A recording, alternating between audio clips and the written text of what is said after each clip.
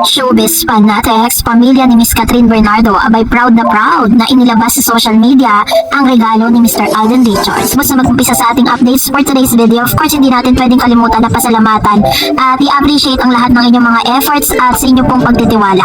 So ilang minuto pa lang po ang nakakaraan nang i-post to kahapon ng ilan sa mga part po ng Hello Love Again. At kasabay nito is hanggang sa ngayon ay nagtitrending number 1 in the Philippines ang hashtag Hello Love Again na talaga namang tuwang-tuwa ang lahat ng mga Kathleen fans dahil talk of the town po yung kanilang inilabas na parang teaser. Medyo bitin po yung teaser kasi parang doon magsisimula yung kwento and yun talaga yung pinaka-heart kung paano po magsisimula yung kwento ni Joet ni Ethan. So kasabay nito, nag-post din po si Miss Catherine Bernardo ng ilan sa mga pangyayari sa kanyang buhay ngayon. Ito po yung exact na kanya pong Instagram stories. Yan po yung laman ng kanyang Instagram stories. Maging ang tinatawag na teaser nga, no, na inilabas po ng HLA or Hello Love Again. So very exciting. Excited na nga ang lahat kung ano ba talaga ang paano tatakbo yung storya. Ganun po katindi kasi talaga yung dating dahil nagkakaubusan na nga po ng tickets po sa mga SM malls. And dito rin po medyo nabitin din po ang ilan sa mga netizen nang mailabas tong ilang mga photos kung saan parang tila baga nagkita po sila sa airport. At ito siguro yung time na nakita po sila at parang spotted sila sa airport ng Canada, no? So ito pala yung scene na yun. At kaabang-abang ang ilan sa mga scene na talagang inilabas. No, sabi nga ng mga netizen, medyo bitin na bitin talaga ang lahat ng mga netizen dito po sa mga bagay nito. Pero ito na nga, dahil madalas po ilang araw na po talaga na dumadaan sa news feeds ko at marami po talaga ako nakikita mga ganito sa Twitter, social media na nakatag po yung pangalan ni Mr. Alden Richards dun po sa IG account ng kapatid ni Miss Catherine. And nung lumabas po yan, di pa ako naniniwala na galing siya kay Alden. Not up until na dumaan na nga at talagang ayaw kasi siyang ilabas hanggat hindi ako nakakuha ng resibo. Ate Tin's Cat Sister post on Instagram at pag nagkataon man, it's always exclusive to her family members, her daughters, parents, and siblings, or the brands that her daughters are affiliated with or people who have fully gained their trust and bond with them genuinely. Hindi siya nagtatag ng random visitor sa bahay nila or purely workmates ni Kat. Kahit na alam nating madami silang laging ganap, di siya mag-post kasi kaya malaking bagay na parang proud ang happy siya kay Alden na di kayang i-gatekeep ni Ate Tin yung mga ginagawa ni A behind the camera for them. It's either for friendship or ano pa man yan, Alden has captured Bernardo's heart talaga. So sinasabi po niya itong isang post na to, na totoo po yun, yung mga kapatid ni Miss Catherine, she's a public figure, yes, Miss Catherine Bernardo is a public figure, pero yung mga kapatid niya, they are considered as a private people. Pero sa Ate Tin kasi, never po yan nagpo-post ng mga bagay at nagtatag kung kani-kanino kasi ayaw niya nga na parang may magiging pag-uusapan or magiging intriga, diba? Pero this time, dahil hindi niya na po kayang itago pa, no, yung mga ginagawa ni Alden Richards for Miss Catherine at pinapakita lang dito talaga na na-capture na nga ng puso ng Bernardo, ang puso ni baga parang na-capture na ni Alden yung puso ng Bernardo family. Biruin ninyo i-post niya yung regalo, yung iconic na regalo, diba, the sashimi na alam natin si Miss Catherine mahilig po siya sa ganyan. Tinahanap ko kasi yung photos na nakita ko habang kumakain po siya, latest photos po yun kasi nawala sa album ko baka nabura ko or what. Pero we are so happy na unti-unti is kino-convey ng family ni Miss Catherine Bernardo na talagang they're really in love na talagang pinapasok na nila si Mr. Alden Richards sa kanilang pamilya. Kaya naman this is gonna be a positive news for Kathleen. So malapit-lapit na ang finals.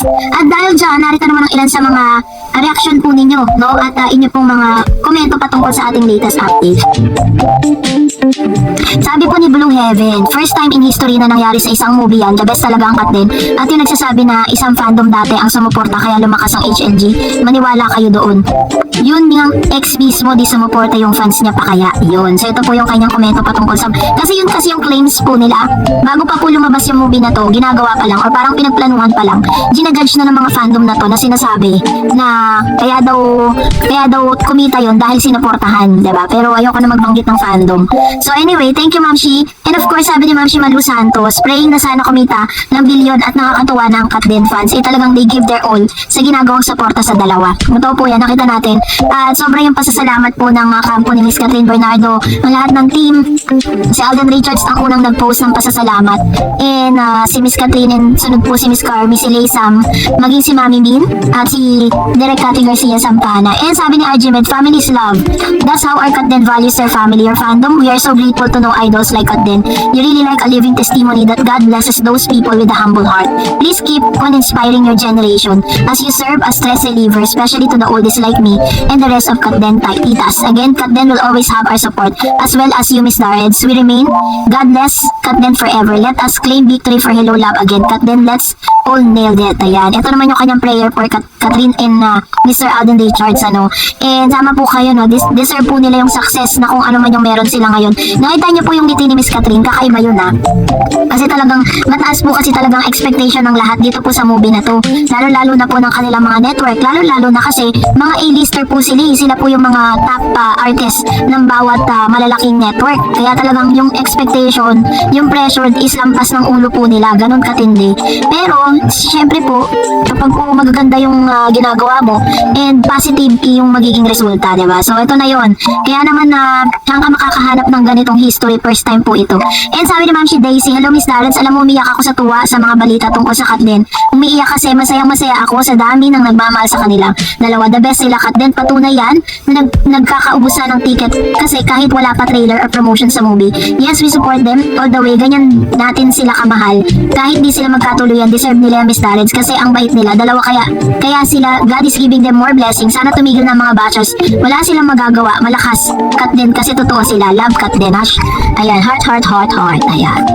Natotoo, yung mga resulta po na lumabas pagkatapos po na ma-sold out yung mga tickets in 73 or 74 malls na or cinemas na nag-open po para po sa reservation. Yun po yung isa sa mga manifestasyon na talagang nanahimik po yung mga bashers ngayon. Wala silang maikuda.